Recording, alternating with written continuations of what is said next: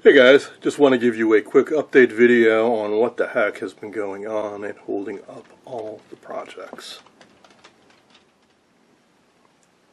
Now you may have seen a recent series of videos where I was sorting tubes. Well, while all that was going on, we had a little problem with rodents getting into the house, which has been a major distraction. Eventually, with the help of an exterminator service, we determined that the main nest was down here.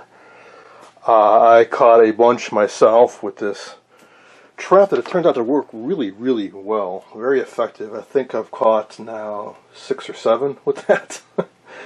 And dog food has been a very effective bait. So at first I caught 1 or 2, and but I could still tell there were more, so I brought in the pros, and they put down their stuff, sealed up entrances. They've been back twice. Just caught another one yesterday morning, the biggest one so far. Just after a couple weeks of silence, I thought things were over with, but no. Well, he surveyed the perimeter of the property, and we think we found where they'd been getting in, and we blocked that off, so fingers crossed. Been very annoying and hard to figure out where the heck they were coming in. So this is kind of in the middle of the basement, an interior wall next to the bathroom. Up above that's another bathroom, and over there is where my home office has been during this COVID shutdown period. Now we hear things scuttling along, like up here. And that is out. Well, actually, that's an addition, and then eventually outside.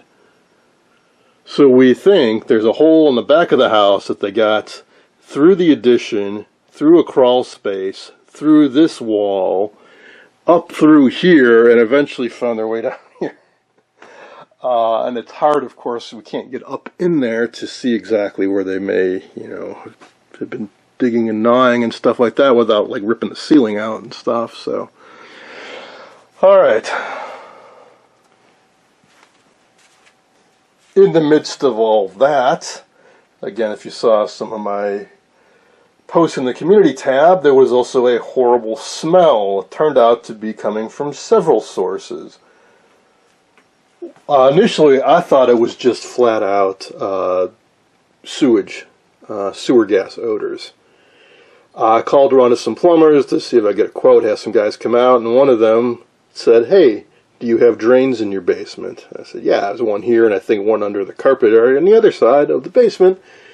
And he said, "Well, have you poured water down them lately?"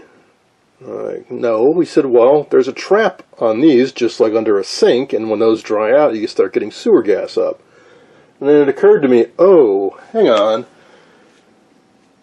Prior to last summer, we would regularly get water in the basement. There's a crack in the foundation there, and 3-4 times a year we would get an inch or so of water that would run down and go right into this drain. Well, we got that patched up about a year ago, and it's been really hot lately, so I think eventually that trap dried out and sewer gas was coming in. So I poured a couple buckets of water down there, and things seemed to get a lot better.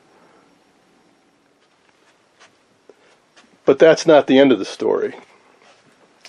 I also smelled odors over here, and I have off and on since we moved in.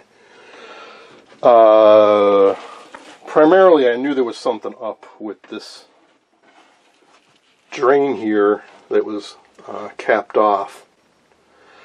Well, after some investigation, I ended up just pulling the drywall off the wall, which wasn't done very well anyway, so no big loss there. It wasn't even taped or jointed or anything. It was just a hunk of drywall drilled to the wall. And it still smells a bit over here. So what I discovered was this cap was not secured properly. So I took care of that. It's still not completely gone, but it's better than it was. These pipes lead down into a hole that goes into this cement slab. There could be an issue down in there somewhere, but we're not going to be addressing that anytime soon, so I think we just live with it. I'll seal this wall back up at some point. And I should put out, none of these walls are structural or anything. I mean, this basement is just wide open with some lally columns and a support beam, and this is just some crap they threw up. I think they were illegally renting out half the basement at some point. So these studs don't go all the way up. These walls aren't finished or anything. They just drilled some drywall. They didn't tape the joints or anything. So, I mean, all this could be ripped out is my point, and there'd be no structural issues whatsoever. And at least now I know what's inside these walls in terms of plumbing and wiring and such. And I never knew there was an outlet over here. So it seems very likely there was a washing machine here for whoever was renting this, and I plugged it in there. But that wasn't the final story with the odor, because I had a plumber that I trust who's done some work for us in the past, and he's very knowledgeable, very helpful, very friendly, very colorful individual. As soon as he took a step down here, he said, "That's a dead rat."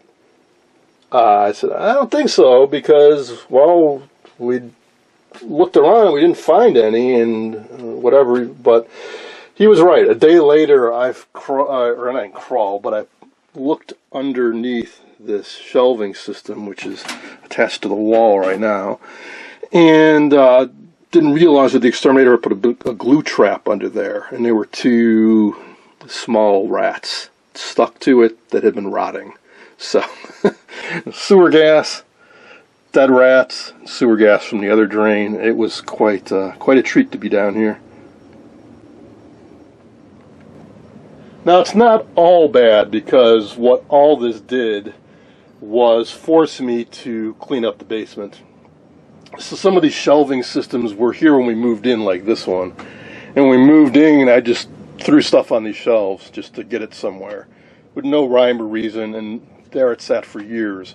Now I'm finally been forced to organize. So that is getting out. That wall will be patched back up. And I'm going to put some more intelligent stuff down here. I think both, and this was also here, I think all of this is going away. And I'm going to put some console radios here to get them out of the main area. And I'll put sturdier shelves on this side, because I realized I really need to have an equipment rack for stuff like this. All the equipment that I'm not actively using needs to be in one central organized place. I took care of all my tubes finally. I'll take care of all the equipment. And the end result of all that is going to be that there was going to be a lot more room in this basement. It's already considerably better. May not look like it, but by the time I'm done, all this stuff's going to be gone. And most of this stuff's going to be gone, and this will actually be like a usable basement again. So all the tubes have been moved to another room. Some of these sets belong to customers. They'll get out of here, get back to being able to use this desk. I think all the refinishing supplies are going to get boxed and moved out of here. It's an unfortunate reality. In the time that we've lived here, I haven't refinished anything except one small TV cabinet, so there's no point to be taking up all this space for supplies that aren't being used on a regular basis. And then these consoles will be moved into that area I was just showing. And some will stay in here. We'll get the Dumont Clifton turned around in a prominent place of display. And I may finally tackle that, which is a window that faces the outside that they sealed off. I suspect they did it because it's a really old window, maybe 100 years old plus. This house was built in 1915.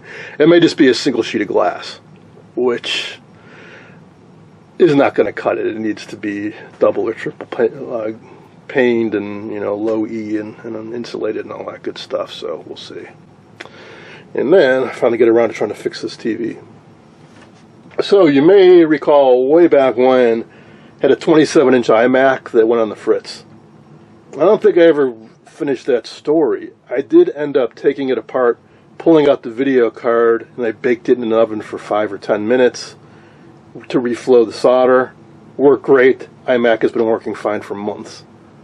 I think I need to do the same thing with this TV. It's got the same problems it has back from when I originally got it, where sometimes the backlight works, sometimes it doesn't, and it's sporadic. I already swapped out the power supply board. It made zero difference. I know the backlights aren't bad because occasionally it does work and everything's wonderful.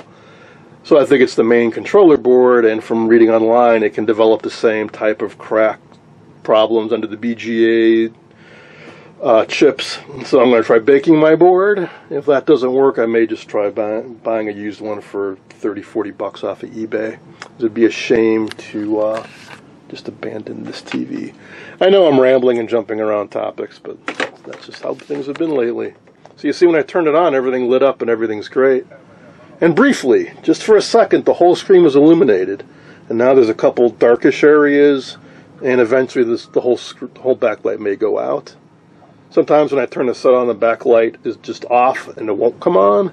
Sometimes the TV will work fine for several hours. So, in other words, very, very erratic. But it'd be nice to get it working.